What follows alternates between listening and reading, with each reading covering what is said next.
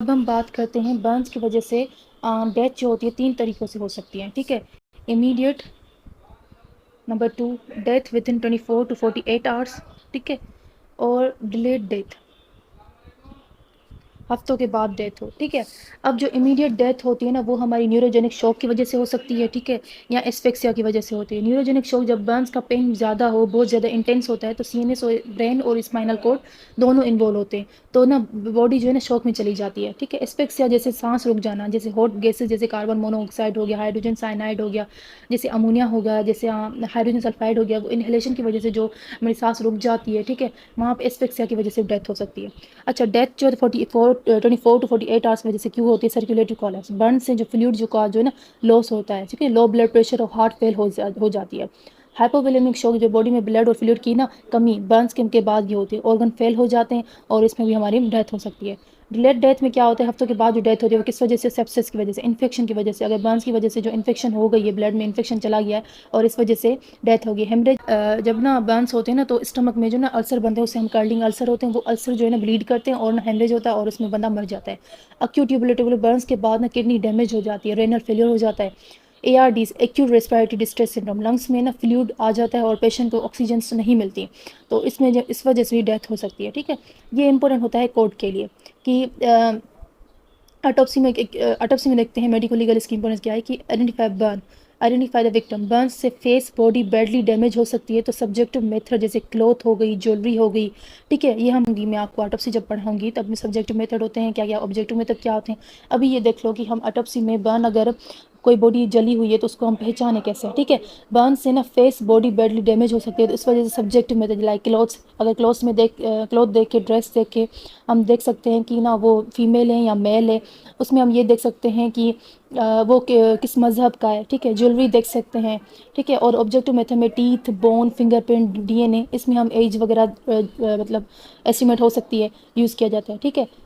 अच्छा, ज़रूरी नहीं बर्न्स में अगर ना डेथ जो है ना उस वजह से न्यूरोजेनिक शॉक इमीडिएट या इस वजह से कई और वजह से भी हो सकती है। बर्न्स के अलावा किसी और से भी डेथ हो सकती है, लाइक अगर नेचुरल डिजीज जैसे हार्ट अटैक हो, मायोकार्डियल इन्फार्क्शन हो बिफोर फायर, ठीक है? ये भी हो सकता है, ये भी होता है हमेशा। इनहेलेशन ऑफ टॉक्सिन गैस जैसे वूल, सिल्क, लीदर जलने वाली जो carbon monoxide, hydrogen cyanide, ammonia, hydrogen sulphide निकलती हैं जो डेडली होती हैं, ठीक है? और जैसे ट्रॉमा, फायर के दौरान ना छत या दीवार गिर गई हो, फॉलिंग, जिस इस वजह से ट्रॉमा की वजह से डेथ हुई है, तो ज़रूरी नहीं है कि किसी शॉक की वजह से, किसी इन्फेक्शन की वजह से डेथ हो। बंदे की नेचुरल डेथ भी हो सकती है, टॉक्सिक गैसेस की इनहेलेशन की वजह से डेथ हो सकती है, ट्रॉमा की वजह से भी डेथ हो सकती है, ठीक है? ऑटोप्सी में हम क्या क्या देख रहे हैं? अच्छा, फुल ऑटोप्सी की जाती है यहाँ पे, जो बर्न्स की जो होती है फुल ऑटोप्सी की जाती है, determine the real cause of death. Viscera preserve किए जाते हैं फॉर टॉक्सिकोलॉजी, अगर सस्पेक्ट हो कि पेशेंट ने पॉइजन इनहेल किया या कंज्यूम किया हो, ठीक है?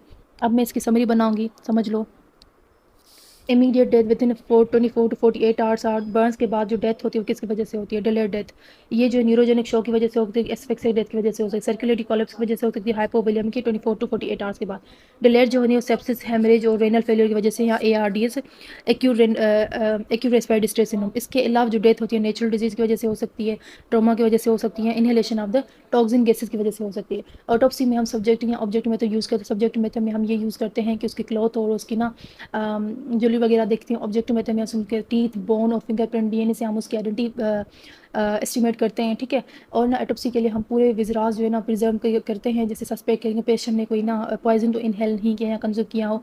फुल ऑटोप्सी की जाती है, determine real cause of death. Full autopsy की जाती है, यहाँ पे कोई हेड नेक अलग अलग विजरास की ऑटोप्सी नहीं की जाती, ठीक है? हम ये देखते हैं कि ना एंटीमोर्टम एंड पोस्टमॉर्टम बर्न्स, ठीक है? बर्न्स जो जिंदा होने के बाद लगा था, एंटीमोर्टम या मरने के बाद या पोस्टमॉर्टम लगा, ये फोरेंसिक ऑटोप्सी में बहुत इंपॉर्टेंट होता है। वाइटल वेरिएशन मौजूद हो, जैसे रेड लाइन्स हो, ठीक है? वूंड के एरिया में अगर कोई रेड लाइन्स हो और ना लाइन होंगी एंटीमोर्टम में मौजूद होंगी, वूंड के एरिया में पोस्टमॉर्टम में नहीं मौजूद होंगी। क्यों होंगी एंटीमोर्टम में? क्योंकि जिंदा बॉडी ब्लड सर्कुलेट करती है, ठीक है? बर्न्स के अराउंड इन्फ्लामेशन होती है और इसलिए रेडनेस आती है। अच्छा, इसमें जो हाइपोस्टेसिस होगी वो जो एंटीमोर्टम में होगी वो पिंक या चेरी रेड कलर होंगी, ठीक है, चेरी रेड होगा। और इसमें जो होगा वो पर्पलिश कलर होगा। पोस्टमार्टम जो होगी ना उसमें जो हाइपोस्टेसिस, क्योंकि कार्बोक्सी हीमोग्लोबिन जो कार्बन मोनोऑक्साइड पॉइजनिंग की वजह से होता है वो कलर पिंक या रेडिश होता है, तो ये जिंदा होने की निशानी होती है, ठीक है। ब्लिस्टर्स जो होती है, फ्लूइड जो होती है, विच प्रोटीन एल्ब्यूमिन की वजह से होती है।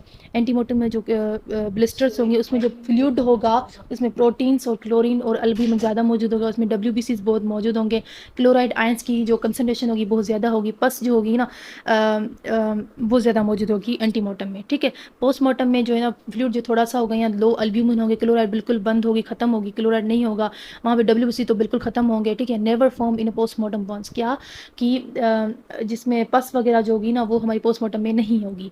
इन्फेक्शन के जो चांसेस होंगे, जो सेप्सिस के जो चांसेस होंगे वो आफ्टर 36 आवर्स एंटीमोर्टम में होते हैं। पोस्टमार्टम में इन्फेक्शन के चांसेस नहीं होते। ओके, तो ये बात याद कर लो।